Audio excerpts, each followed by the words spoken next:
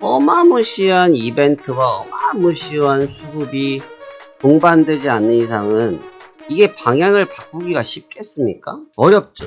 일단 매도를 칩니다. 매도 매도 주문이 주문이 체결되었습니다. 체결되었습니다. 결국은 수익으로 마감이 됐고요. 단 하루도 손실을 낸 적이 없습니다.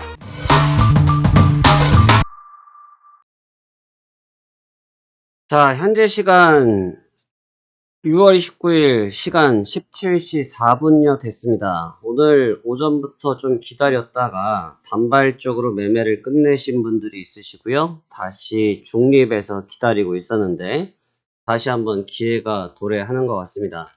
일단 나스닥은 매도 쪽으로 보도록 하겠고요. 나스닥은 155점 17시 4분 나스닥 153.50 한계약 가보겠습니다. 주문 접수 완료. 매도로 갑니다. 제가 VIP방에는 작성을 해드렸지만 지금 아까 형태를 좀 보시면 추세적으로 눌림을 주는 것처럼 깨트리는 모습을 줬는데 바로 되돌리면서 받아쳐서 올려버렸거든요. 이게 늘 말씀드리는 추세와 비추세를 말씀드리는 건데 추세적으로 지금과 같이 우상향, 그러니까 일봉상의 모습을 봐야 되는데 우상향을 유지하고 있지 않습니까? 이런 우상향을 유지하고 있을 때는 기본적으로 이 추세가 만들어진 시간, 스트럭처의 기간을 생각해야 돼요.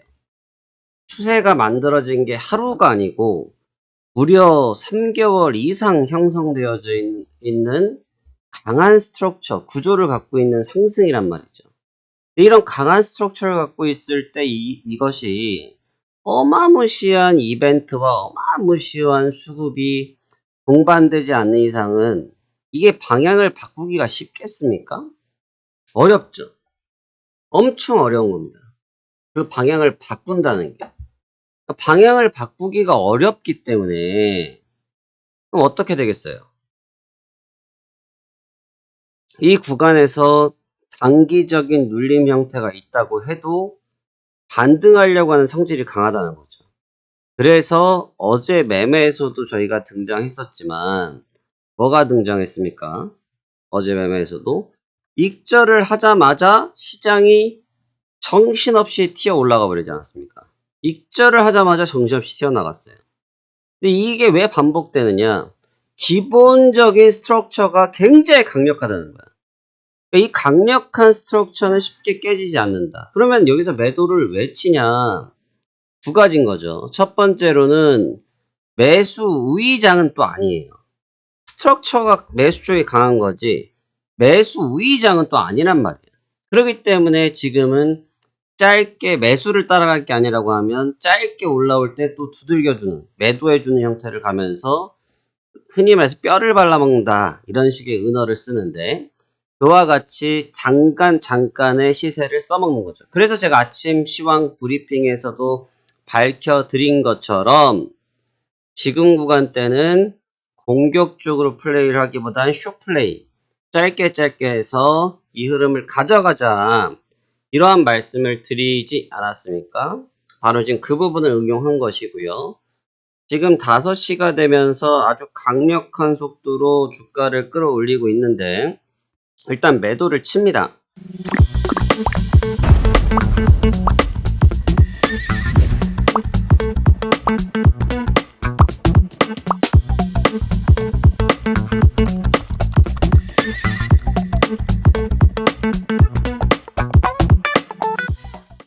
사실 이건 어떻게 보면 정배열적인 개념이기 때문에 매도를 쉽사리 치면 안 되겠지만 현재 이 상단 구간대가 쌓여져 있는 뭐가 있어요. 매물대가 강력하게 있고 저항권이 강력하게 있는 것만큼 돌파를 하더라도 제한적인 거죠.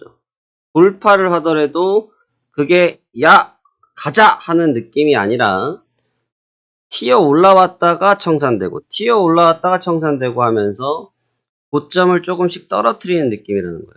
근데 이거를 작은 봉, 뭐 1분 봉짜리를 보면 와, 추세가 엄청 세다.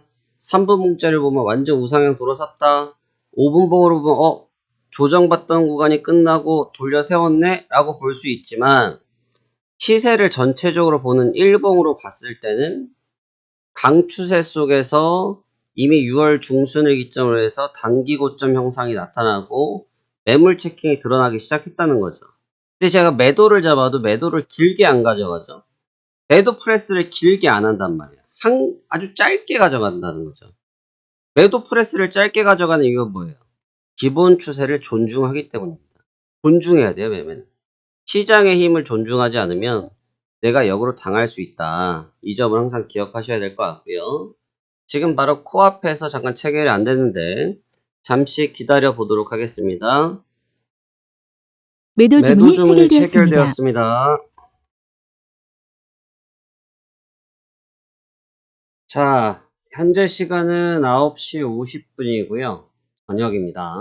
오늘은 조금 오래 걸렸어요. 평상시보다는 매매 시간이 조금 길었는데 가장 중요한 것은 흐름을 잡고 있으면 내 생각과 좀 다른 흐름이 있다고 해도 그걸 버틸 수 있겠죠.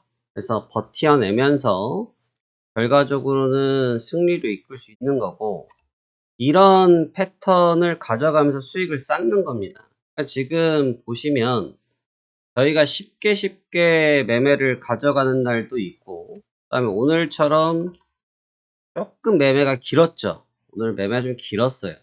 매매 좀 긴 날도 있습니다. 그러니까 내가 가장 효과적으로 쌓는 것도 중요하지만 보통 분들이 매매를 하다가 조금만 내 생각과 다르게 되면 그 매매를 정리를 해버립니다.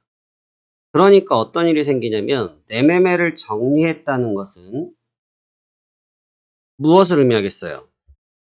반대, 내가 진행했던 흐름의 반대 방향을 본다는 얘기고 근데 그 반대 방향의 흐름이 또 바꿨을 때 그게 맞으면 다행인데 그것마저도 틀려버리면 양쪽 다 상승, 하락 양쪽 다 손해가 발생될 수 있다는 거예요.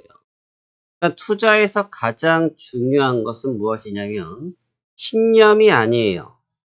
신념은 내가 우리나라를 사랑하는 마음, 이런 것이 신념. 내가 우리 가정을 지켜야겠다는 것들, 이런 것들이 신념이고 지금 매매에서는 신념이란 부분은 뭐냐면 내가 처음에 투자를 했을 때 방향성을 잡았던 부분이 틀리지 않았다는 것을 마음속으로 갖고 있는 신념이 아니라 데이터적으로 시장에서 제공해준 데이터를 기반으로 했을 때 이 데이터는 내 분석이 맞아. 그렇기 때문에 지금의 흔들림이 조금 있어도 나는 이거를 결국 수익으로 만들 수 있어.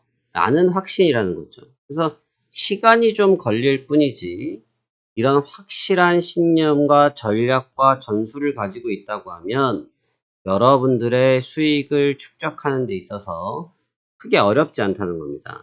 그러니까 대부분 제가 15년 이상 파생상품 시장에서 있으면서 많은 분들과 면담을 해드려 본 결과 공통적으로 하시는 말씀이 뭐냐? 아, 이게 이 방향이 틀려서 반대 방향으로 스위칭이라고 표현을 많이 하죠. 스위칭을 했는데 아, 스위칭 하면 또 원래 내 방향으로 간다. 진짜 어렵다. 이런 말씀들을 하신단 말입니다.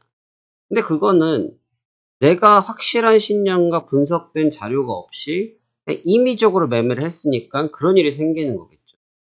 그렇죠?